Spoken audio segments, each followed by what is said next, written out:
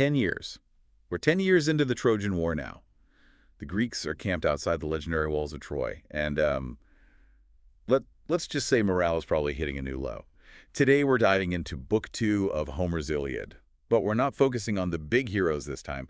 We're looking at the bigger picture, the entire Achaean army. You've got all these different warriors, their leaders, and of course, the gods pulling strings behind the scenes. What's fascinating about Book 2, well, Homer doesn't just throw us into another battle right away. He pauses, gives us this glimpse into what's going on inside the characters' heads. Right, like all the psychological stuff that's affecting how the war is going. And it all starts with Zeus, The king of the gods. deciding to stir things up a bit. He sends this incredibly vivid dream, but a totally deceptive one to Agamemnon. He's the leader of the Achaean forces, right? Yeah, the top dog. And in this dream, Zeus tells Agamemnon to launch a final attack on Troy, promises him victory, glory, the whole shebang. And here's the thing. Dreams in ancient Greece, they weren't just dreams like we think of them. They were like messages, important messages, directly from the divine. So even though we know it's a trick, Agamemnon totally buys it.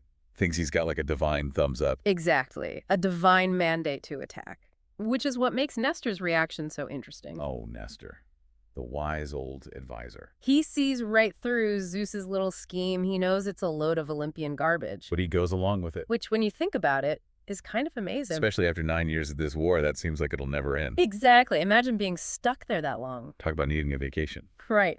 But Nestor understands something really important. Unity. Sometimes keeping everyone on the same page, it's more important than being right.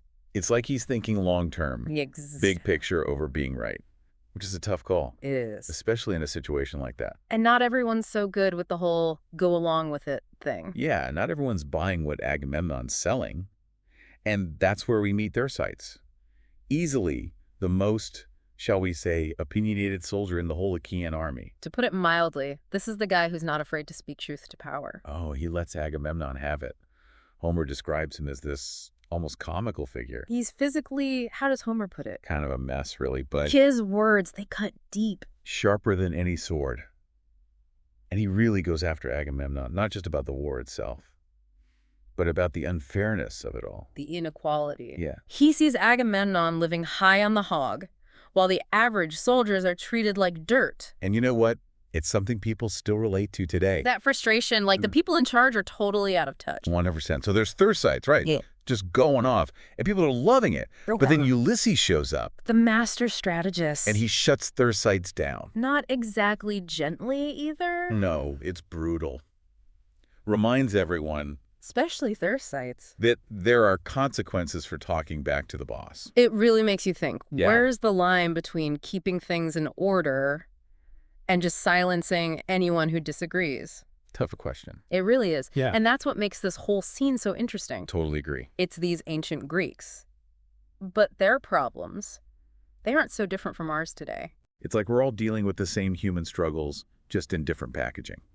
It's like, you know, the best way to defend is to attack, or whatever they say. And speaking of attacks, once Agamemnon is feeling good about the Achaeans' loyalty and all that, Homer gives us this amazing scene. He basically lists out the entire Achaean army. Yeah, the catalog of ships. Not exactly known for being a page turner. Right. People hear catalog of ships and think, oh, great, a boring list of names. But honestly, I kind of love this part. Really? Yeah, it's like this incredible time capsule. What do you mean? We get this glimpse into what the ancient Greek world was actually like. That's a good point. It's not just names on a page. It shows us how huge and diverse the Achaean army really was. Exactly. We're not talking about one little city-state here. Right. We're talking warriors from all over the place.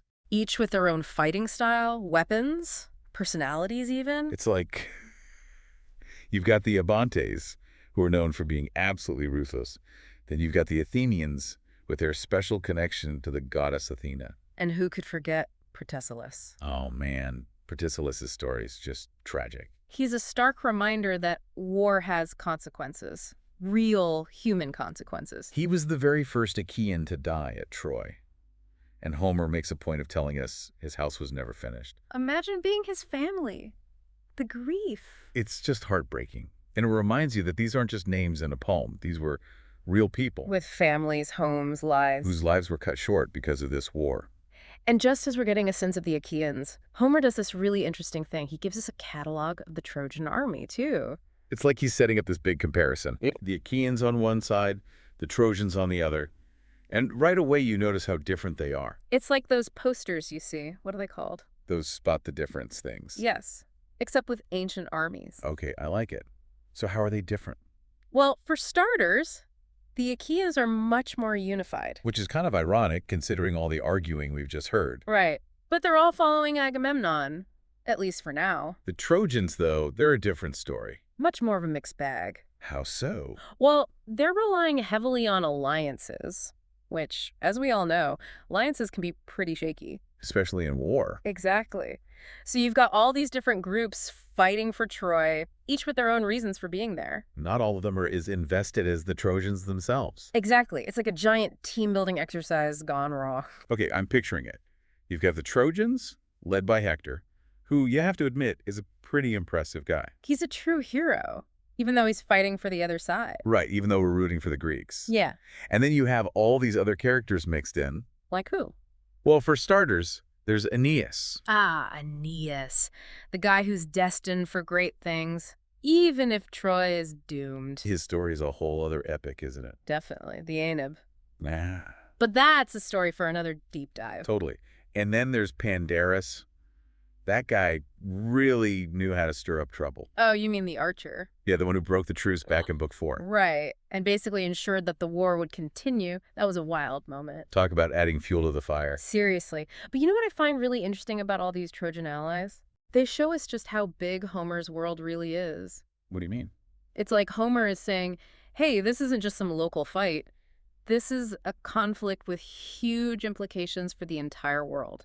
I never thought about it like that. It's true. We've got Amazons fighting for Troy, those legendary warrior women. Wow, I completely forgot about them. And the Lycians, led by Sarpedon and Glaucus. Their story's one of my favorites. Mine too. It's a story of friendship, sacrifice, proof that things aren't always black and white, even in a war. Sometimes the personal connections are stronger than whatever's happening on the battlefield. Exactly. It really makes you think about how interconnected everything was. Even back then. This wasn't just about Helen or Agamemnon wanting to show off his power. This was a conflict that drew in people from all over the ancient world. And everyone had their own reasons for being there, their own hopes, their own dreams. All hanging in the balance. It's like, you know, when you can just feel something big is about to happen. Yeah. That's what this is like. 2 massive armies ready to tear each other apart. And Homer, he really sets the scene. He doesn't shy away from the scale of it all. No, he wants us to understand what's at stake.